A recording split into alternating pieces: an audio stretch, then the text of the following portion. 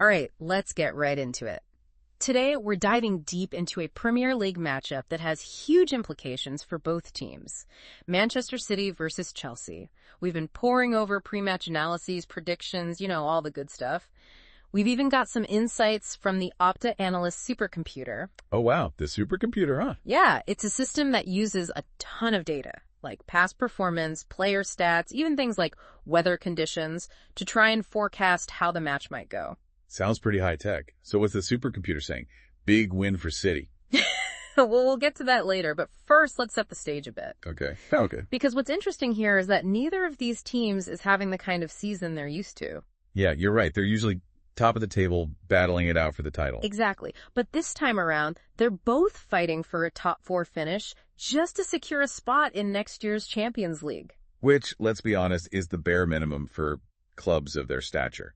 Champions League is where the real glory is. Yeah, absolutely. And right now, it's actually Chelsea sitting in 4th place, ahead of Man City in the standings. And to make matters worse for City, they're coming off a pretty brutal 4-2 loss to PSG in the Champions League. They were up by 2 goals and somehow managed to let the victory slip away. Ouch, that's gotta sting.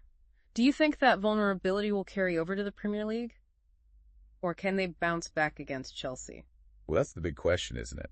Especially considering Chelsea just snapped a 5-game winless streak with this solid 3-1 victory over Wolves. So they're definitely not going to be pushovers. Not at all. That win against Wolves was pretty impressive, tactically speaking. Yeah. Chelsea used this really fluid 4-3-3 formation that allowed their wingers to isolate Wolves' fullbacks. And you think they might try to replicate that against City? I wouldn't be surprised, especially because City has shown some weaknesses in those wide defensive areas this season. So it sounds like we could be in for a real tactical battle. Oh, absolutely. But it's not just about formations and tactics, is it? There's also a really fascinating personal narrative at play here. Right, I was just about to get to that. Chelsea's manager, Enzo Maresca, is going up against his former mentor, Pep Guardiola, Man City's manager. Classic student versus master scenario. Enzo's going to be so eager to prove himself, to show that he's learned from the best but can also outsmart him. It's almost like a Shakespearean drama unfolding on the pitch. Huh. It does have that kind of feel, doesn't it? And to make things even spicier, you've got Cole Palmer, who used to play for Man City, now lining up for Chelsea. Oh yeah, that's going to add some fuel to the fire. Yeah. I wonder if there's any lingering resentment there, Who knows? But speaking of adding fuel to the fire, Man City made some big moves in the January transfer window, bringing in 3 new signings. They did.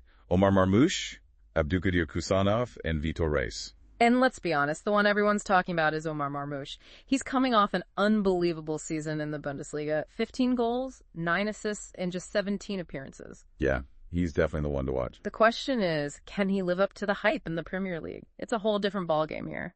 For sure. Yeah. It's faster, more physical, more intense. It'll be interesting to see how he adapts. So we've got potential debutantes, a managerial duel with a backstory, and 2 teams desperate for a win. But let's get down to the nitty-gritty here. Who are some of the key players we should be watching out for on the Man City side? Well, you can't talk about Man City's attack without mentioning Phil Foden, the reigning Premier League player of the season. Oh, absolutely. He's been on fire lately. He has, hasn't he? He's actually scored in his last 3 league matches. Wait, really? So he's on a scoring streak? He is. But he's never scored in 4 consecutive matches? Nope, never done it before. Wow, so this could be a historic game for him. It could indeed. And what's made Foden even more dangerous lately is that Guardiola's been playing him in a more central attacking role. Interesting. So instead of out on the wing. Exactly. It's giving him more opportunities to link up with Haaland and get into those goal-scoring positions. Speaking of Erling Haaland, he'll definitely be looking to make a statement after that Champions League disappointment. How do you see him matching up against Chelsea's defense? Ooh, that's going to be fun to watch. Chelsea center back Thiago Silva is a veteran, very experienced. Yeah, he's known for being really solid. He is, but he'll have his hands full with Haaland's pace and power. It's a classic clash of youth versus experience. Okay, so on the one hand, you've got Man City with their possession-based style, trying to create chances patiently. Right, they like to control the game, keep the ball moving. And then on the other hand, you've got Chelsea, who might be looking to hit them on the counterattack with their speed. That's certainly a possibility. I think Maresca, having learned from Guardiola, might be willing to let City have the ball at times and focus on those quick transitions. So we could see a real contrast in styles. We could. And, if Chelsea does go that counter-attacking route, they'll be looking to players like Palmer and Madueke to make things happen. That's right. You mentioned earlier how that duo has created the most chances for each other out of any pairing in the Premier League this season. But can they really unlock a Man City defense that, despite some slip-ups, is still pretty solid? That's a good question. Most of City's defensive issues have come from lapses in concentration, individual errors, not so much from systemic problems. So it's more about being switched on mentally. Yeah, exactly. Yeah. If they can stay focused, keep their discipline, they should be able to handle Palmer and Madueke. Okay, so this is shaping up to be a real tactical chess match. Do you think Guardiola might have some surprises up his sleeve, especially after that PSG loss? I wouldn't put it past him. He's known for being tactically flexible. Maybe he'll try a more aggressive press than usual, try to disrupt Chelsea's build-up play. To force them into mistakes. Exactly. He might even consider starting one of his new signings in defense, just to shake things up a bit. Could we see Omar Marmoush getting a run out? Maybe. Yeah. But I think Guardiola will probably be cautious with him, at least in a game this big. He'll want to assess him in training first, maybe give him some minutes in a less high-pressure situation before throwing him into the deep end. Right, no need to rush things. But what about Chelsea? Any chance we'll see a debut from one of their new signings? I doubt it. They seem pretty settled with their current squad, and Maresca seems to have found a system that's working. I think he'll stick with what he knows, especially in a match this important. So you're thinking experience over experimentation for both managers? I think that's a safe bet. Both teams desperately need a win here. They can't afford to take too many risks. Fair enough. So we've talked about tactics, new signings, the manager's approaches. What about the midfield battle? That's often where games are won and lost. Absolutely.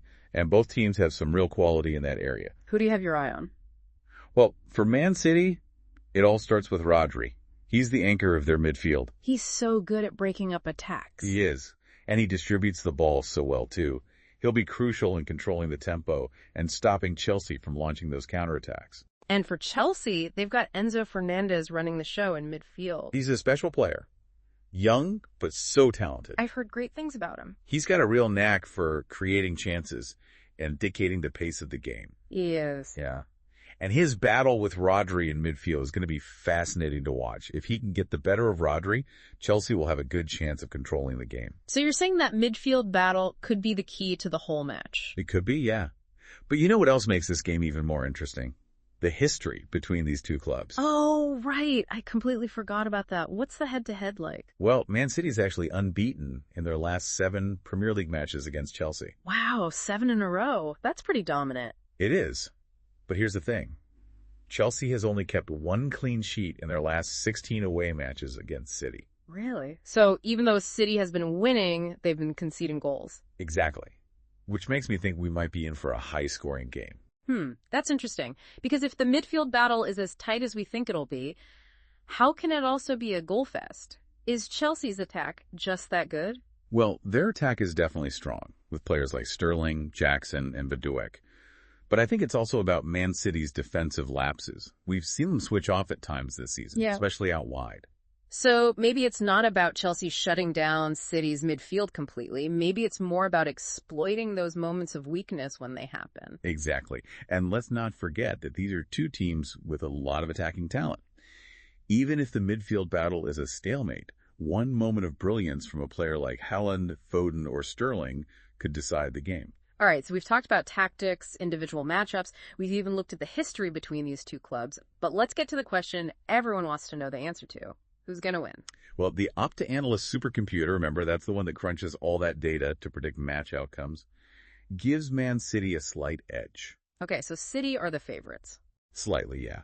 They have a 46.3% chance of winning, according to the supercomputer. But it doesn't rule out a draw or even a Chelsea victory. Nope, not at all. A draw is at 23.6%, and Chelsea's win probability is 30.2%. So it really could go either way. Wow, that's what makes this match so exciting. It's unpredictable. Absolutely. We have 2 top teams, both with something to prove. It's a must-win for both of them if they want to stay in the race for a top 4 spot. So to wrap things up for our listeners, what are the key things to watch for in this match? Definitely keep an eye on that midfield battle. It's going to be intense. Okay, the midfield. What else? See if Chelsea can exploit those occasional defensive lapses from Man City, especially in the wide areas. And of course, we can't forget about those game-changing moments of individual brilliance. Exactly. That's what makes football so unpredictable and so captivating. This deep dive has been a blast. We've uncovered so much about this matchup. We have. It's been a really interesting discussion. But this is just the beginning. For everyone listening, don't be afraid to do your own research. Dig deeper into these teams, explore their history, really get into the tactical side of things. Yeah, there's always something new to learn about football. And who knows, maybe you'll discover something we didn't even talk about. That's the beauty of it. Well, thanks for joining us for this deep